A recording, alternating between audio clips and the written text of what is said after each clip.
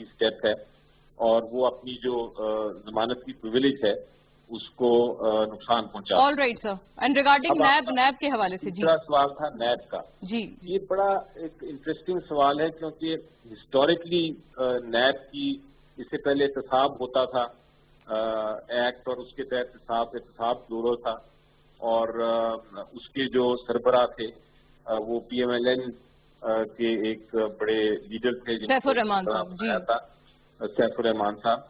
तो उस वक्त से लेके एक क्योंकि वो पॉलिटिकल विक्टिमाइजेशन के लिए उसको इस्तेमाल किया गया था तो एक तासुर बन गया है, एक हिस्टोरिकल तासुर है कि नैब जो कि बनी मुशर्रफ साहब के ज़माने में वो भी इसीलिए बनाई गई है कि वो पॉलिटिकल उसको अपने ओपोनेंट्स को नुकसान पहुंचाना है और उनको तंग करना है।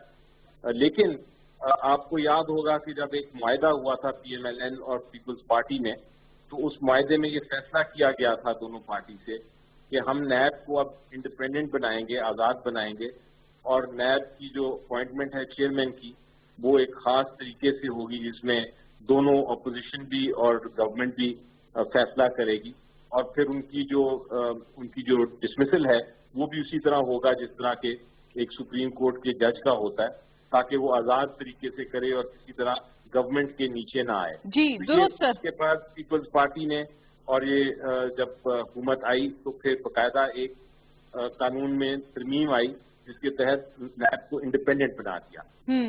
मेरी नज़र में कानूनी तौर पे नैब इस वक्त इंडिपेंडेंट है और उसी कानून के तहत चल रही है जो कि पिछले 10 साल से कानून। सर मुख्तसरन फरमाइएगा, आपको लगता है कि रिफॉर्म की गुंजाइश नहीं है अभी मौजूदा नैब में? क्योंकि बिल्कुल है लेकिन पिछले 10 साल में हमने देखा कि नैब के कानून में बहुत सारी खामियां हैं।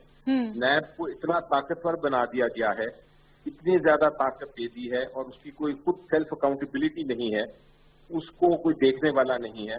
तो ये उसकी वजह से नैब बहुत ऐसी केसों में बहुत सारे ऐसे केस अपने जुरिसडिक्शन में ले लेता है, बहुत सारे ऐसे केसों